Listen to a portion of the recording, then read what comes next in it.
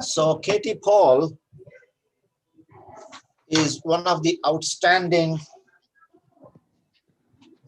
man in terms of Christian contribution to politics in Indian context. Katie Paul comes from Tamil Nadu, Indian Christians serving in the nations, particularly nation in India. He's an outstanding Christian statesman, a reconciler of the East and the West. Of course, there is always a tension between the East and the West. He tried to reconcile the both. He's also an ardent champion of cultural transitions of India. Tried to make worship indigenous. I've been talking about indigenization of the church, theology, and the mission practice in India. Here is a man who tried his best to see Indian church as Indian. He was a part of this roundtable conference at London. His legacy was rural reconstruction and credit. There are several other great things about him. His full name is Kanagarayan Thiruselvam Paul. Born on 24th March 1876 in Tamil Christian family at Salem.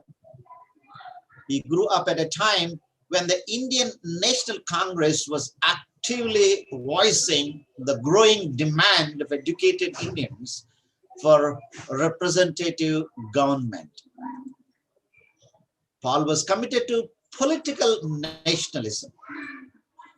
Today, we rarely see Christians participating in not only political, but political nationalism. Now, today we see BJP government, particularly Sangh Parivar, talking about political nationalism.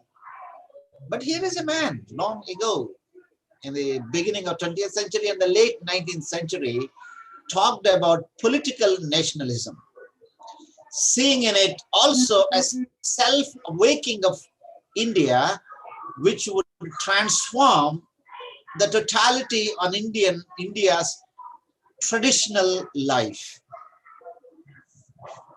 India's traditional life. He was the mission of an Indian indigenous church in this context. As I already said, he was committed for indigenous church and he worked for that. Kelly Paul. With others of same convictions, he founded National Missionary Society, NMS. Many people know Bishop Azaria, who is behind this National Missionary Society. But before Azaria, he was very much into formation of this National Missionary Society, NMS, at Serampore in 1905. NMS was formed for the propagation of the gospel and the indigenization of the church. Two things here. Propagation of the gospel and the indigenization of the church. These two should go hand in hand. Today, why church is irrelevant in Indian context? Because Christian church in India is so much in propagation of the gospel and neglecting the indigenization of the church. Give me a few minutes. I'll set my voice system because there is so much loud voice you are listening outside. I'll keep my headphones.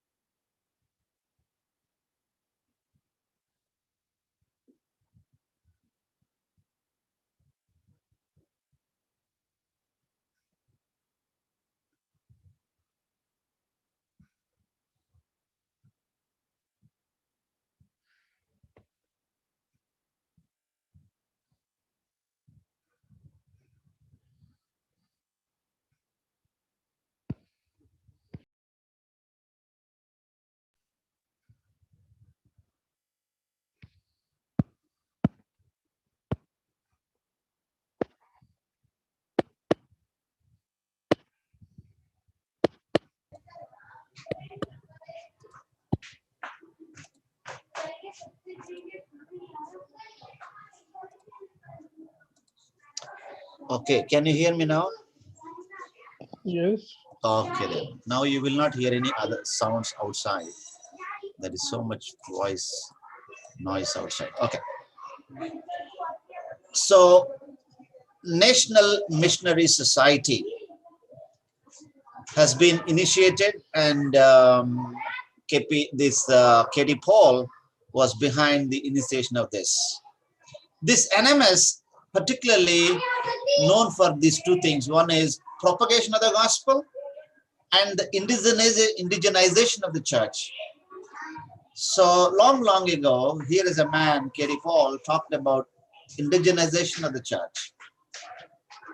In 1913, he was appointed one of the national secretaries of the YMCA, and in 1914, he was called to general secretaryship in that YMCA. He opposed separate communal electorate for Christians in the legislative. He argued that Christians should continue to support the government.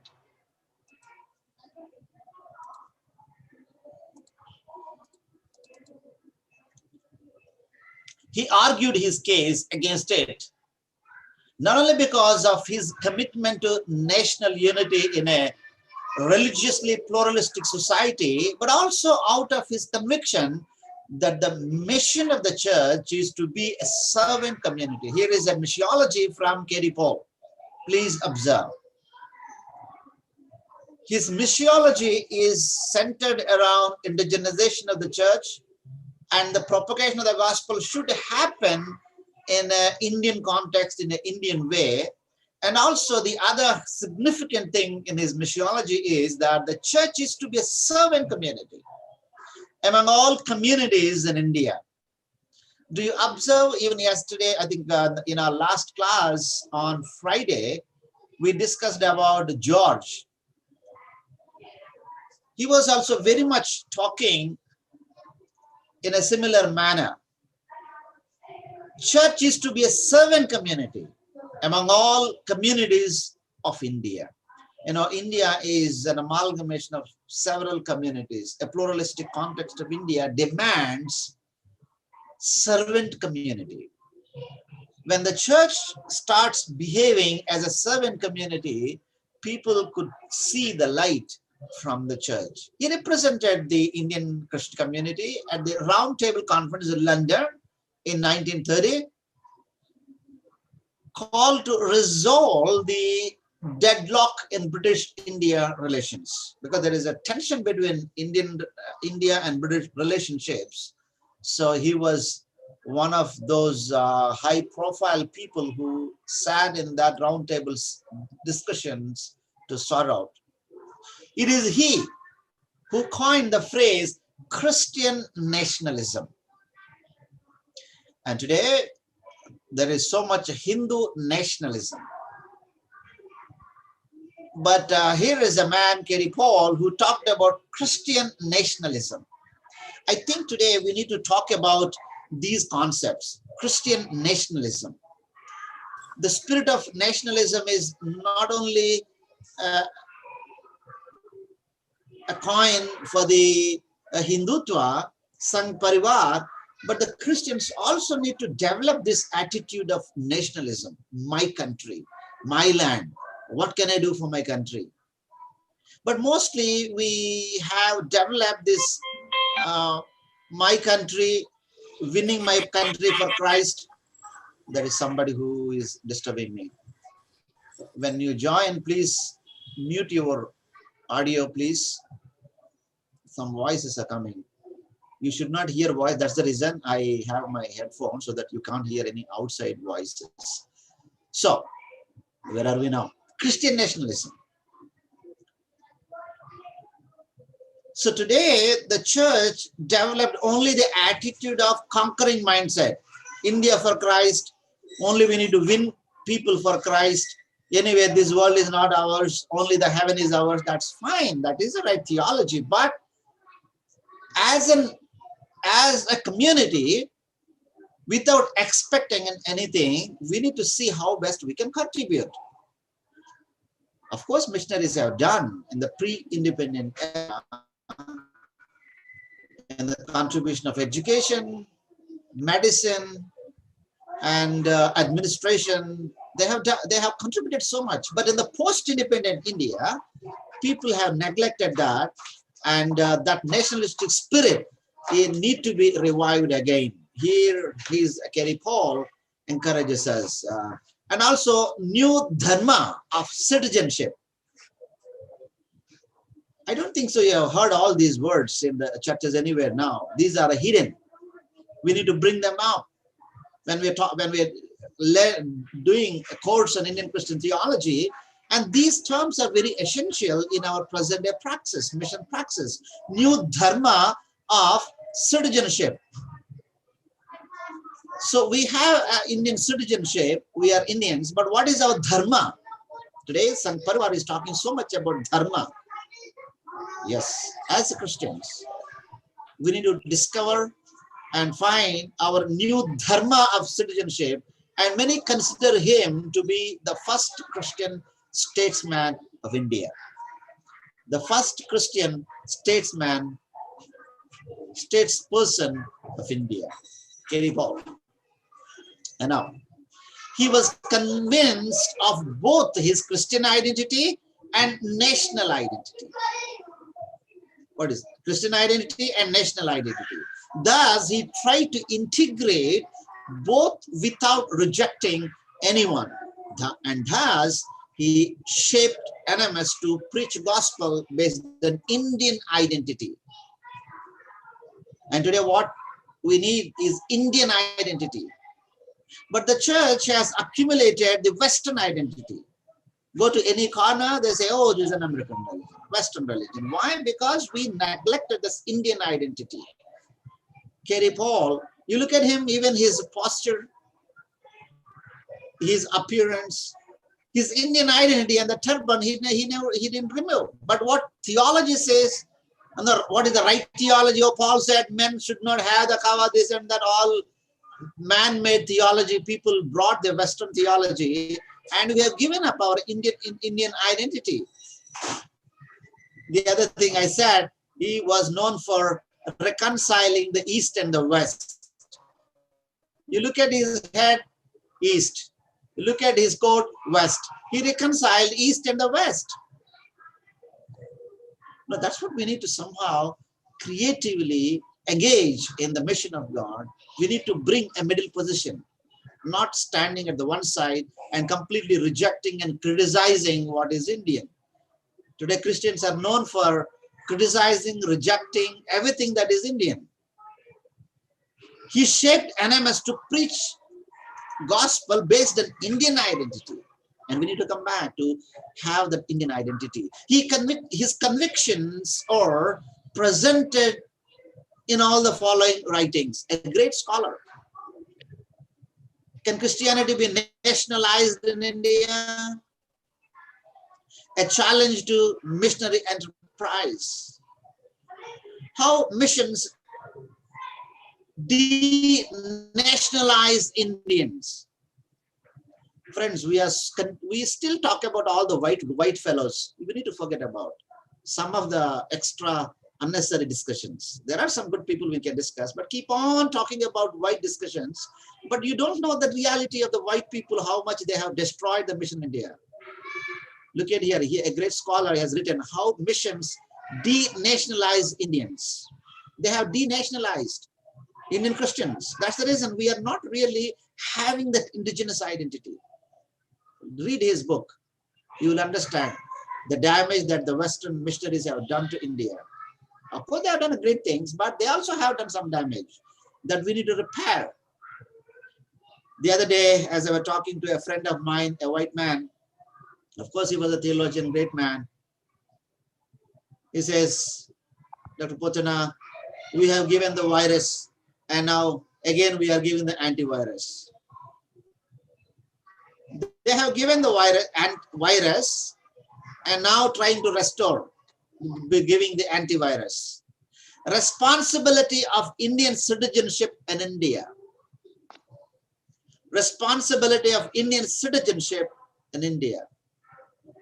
As Indians, we have a responsibility. And also the final other writing, the British connection with India. Of course, he was positive. At the same time, he was a constructive critic. So we are not really have the taste of constructive criticism. We are like, drum beating all the time. Oh, you are good, you are good, you are good. Even, I'm sorry to say, but I need to help you to understand. When we present a paper, you are damaging the individual simply by drum beating. The best way that you help the individual is giving some solid constructive criticism. When you give a solid constructive criticism, the individual will improve. He will go from B to A to A plus, and A plus to again an outstanding. But simply drum beating, oh, you are good, everything is good, good means you are damaging the individual. That's what I encourage you. I thought of saying last time, next time, in our paper presentation, we need to have some little, it's not to hurt, but to help the individual, giving what can be a little bit better. For that, you need to do a lot of exercise. You need to have a command on the subject. But if you don't read anything, if you don't know anything, and you come and then you can't give anything to him. But another thing I want to say, when somebody achieves something, you say congratulations. But when somebody presents a paper, don't say congratulations. That is just a duty. We need to learn some other things. I am a teacher, I am helping, don't be embarrassed when I say something. Right. His conviction. He had a positive approach to the freedom struggle of India. Freedom struggle of Christians were so much biased to join with the freedom struggle. They thought, oh, British brought so much, British constructed bridges, British brought education, British helped us. Oh, no, we are going to lose everything. Let British rule for some more years. No, that's fine. There is a theology that says it was God's providential rule of British in India brought revolution and reformation, so many things that maybe a kind of theology, but when Indians started demanding freedom, Christians stood backside, and indirectly they supported British. But K.D. Paul was very actively engaged in supporting the Indian National Congress. In relation to Christian involvement in this movement, he commanded, in his own words, let me read, we will do well to realize that there is a terrible damage if we persist in the policy of keeping aloof. Look at here. We are going to damage if we simply stay aloof. Materially, socially, morally, and politically viewed, in fact, from every standpoint. Our interests are intimately bound up with those of other Indian communities. He was very prophetical, saying that our interests are intimately bound up with those of other Indian communities. What are the other Indian communities? British Raj. Indirectly, he is giving a punch to the Christians, saying, oh, guys, you are intimately bound up with those of the British. You need to join with our Indian brothers and sisters. Will it be ever otherwise? Long after Britain's political mission to India is finished. Very prophetically, he said, British political mission to India is finished. It was God's providential time. They came and ruled us. It is finished now. Let us hope 5 centuries later, for all things utterly must end or change, we shall still be Indians. That was his courage and confidence. When everybody was aloof, siding with the British, not joining with the Indian National Congress, he was a great prophet, a kind of prophetic voice came out of his mouth, and he actively engaged. In his view, the only solution to his community's problem was not withdrawal or aloofness, but active participation in Indian National Congress and the national struggle.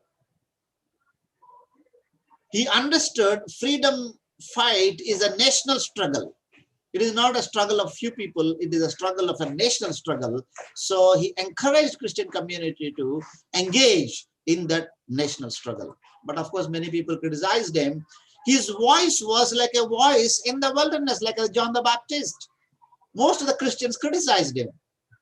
Even now, when we talk about some indigenization of the church and this and that, people criticize, hey, people are dying. Jesus is coming soon. Why you want to waste your time? And some others say you are hanging this and that, having different colors, having the turban, you are bringing your Hindutva into Christianity, you are syncretizing. Kerry Paul, very courageously as a prophet, his voice was like a voice in the wilderness. By the way, he grew up in a Christian family, but he never gave up that nationalistic spirit. He sowed the seed for a theology of the church. Look at here. He just sowed a seed for the theology of the church. Today we are talking, the whole subject is an Indian Christian theology. Ultimately, wherever I roam, I come back to the theology. He sowed the seed for a theology of the church and its mission in the context of a religiously pluralistic country. Religiously pluralistic country. Brother Francis, can you mute yourself? His voice was like a wilderness when he said. He sowed the seed. But Francis, can you mute yourself?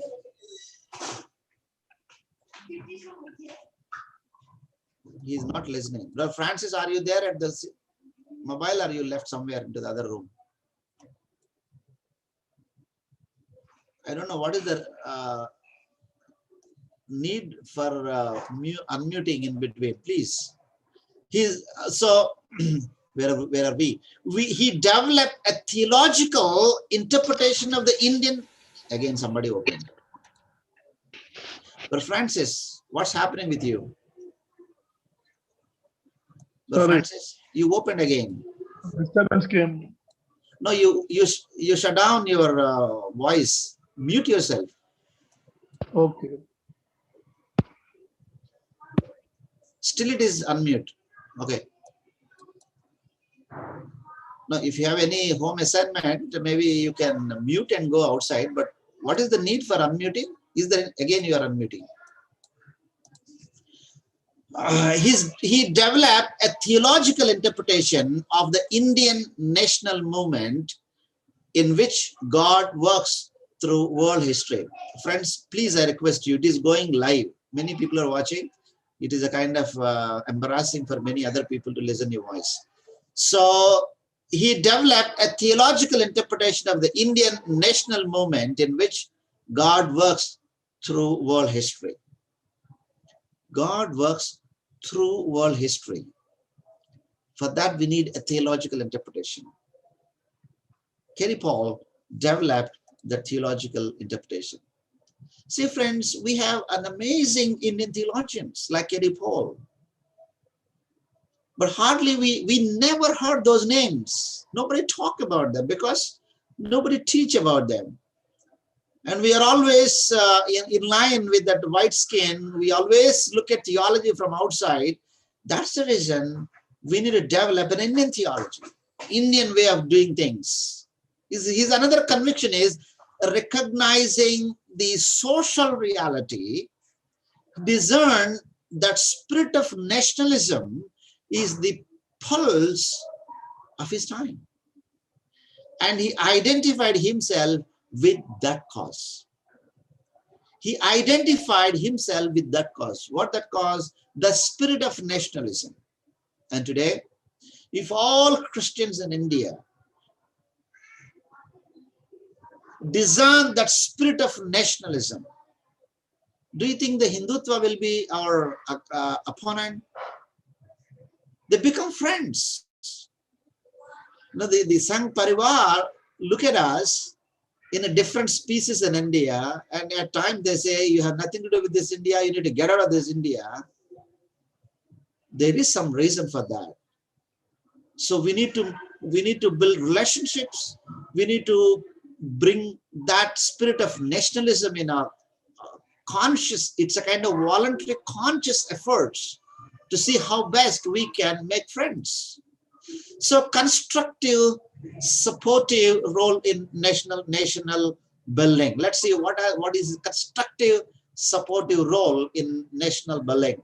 As a national general secretary of YMCA, he realized a design place of necessity for nationalism in the purpose of God for humankind. K.M. Panikkar, one of the great theologians, evaluated him saying, according to K.M. Panikkar, Kerry Paul's famous article, Watchmen, What of the Night, may be considered the first call to Indian community to realize the strength and weight of the new forces. Kerry Paul, a devout Christian, was also an ardent champion of the cultural tradition of India. The alienation of the Christian community from the rich inheritance of India's past was a matter of great concern for him. He was instrumental in publishing under Christian auspices a series of valuable general studies entitled The Heritage of India, written by Christian scholars with a deep understanding and general sympathy. This series of books, which dealt with every aspect of India's cultural traditions, helped the Indian Christians to break away from the influence of the narrow missionary attitude of looking down upon everything which was Indian. Look at here. K.M. Panikkar exactly interpreted him saying that Kerry Paul was like a prophet who voiced saying that Christians to break away from the influence of the narrow missionary attitude. I feel so sorry. Even now today in this 21st century, he raised his voice in early 20th century and late 19th century. But in 21st century also, Christians are the most narrow-minded people. Narrow-minded attitude has destroyed the mission in India. Paul said, break away from the influence of the narrow missionary-minded. What is the narrow missionary-minded? Not looking at India as a great India. The indigenization is very much looked at as a narrow-minded. Contextualization is looked at as a narrow-minded, thinking that it is a syncretistic, it is this and that. For that, Paul very clearly said, looking down upon everything which was Indian. Everything which is Indian is looked at as abomination today in the church. You go to church with a turban like a Kerry Paul, it is an abomination. If a sick person comes with a turban, immediately the pastor preaches him. You need to shave and come back because Bible says so. Men should not have, the head should not be covered. So much theology comes out of it. So we have discussed that what is everything which was Indian in our gospel and culture subject. Here is a Kerry Paul who prophetically talk about India and the richness of Indian culture. Christian nationalist perspective. What is his nationalist perspective? Look at here. In his speech at the All India Christian Conference in Cuttack in 1919, he discussed God and Christ in relation to human history. 1919. Some of you were not born. Maybe, I don't know. I was born in 1974. It was 1994, long ago. Discussed God and Christ in relation to human history. God's purpose is being worked out in human history, making it possible for us to speak of divine providence in the life of nations.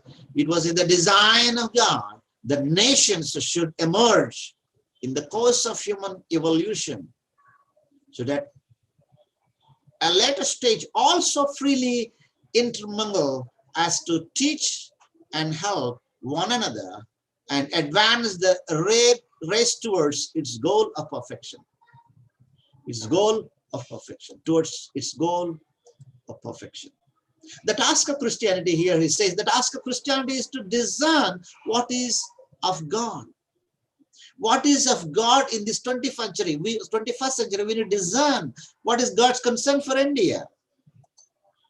And what is of God, not of God, in both Indian and Western cultures, in the light of Christ, who is the norm. Again, he was a Christocentric. Christ is the norm, not the theology, not the culture, not the outside. Christ. To denounce with courage evil in both traditions and help to build up the corporate consciousness. We need to have the courage to denounce evil in both traditions. That's the reason even in my gospel and culture course, I clearly said there is some good cultural traditions in India. There are some good cultural traditions in the Western culture, but there are good and bad in both cultures. No culture is perfect. All cultures are marred by sin, and here that we are the ambassadors of Christ and the workers of Christ to transform those cultures. K.D. Paul very clearly said that. Let's evaluate him. Even though he supported the nationalist spirit, he never compromised his conviction, Christian conviction. Rather, he defined it based on the time and became instrumental in forming National Missionary Society to present the gospel in indigenous manner. He was very Christocentric, and he was very evangelical, and he was very much mission oriented. At the same time, actively engaged in nation building through his active support in freedom struggle. Mahatma Gandhi, in his speech at the Second Roundtable Conference in London from 7th September to 11th September in 1931, Mahatma Gandhi said, I miss, as I have no doubt all of you miss, the presence in our midst of Mr. K.D. Paul. Although I do not know, but so far as I know, he never officially belonged to Congress. He was a nationalist to the full. Somebody from outside Christian community, the father of India, Mahatma Gandhi, gives a high regard for K.D. Paul. What else we can speak about him?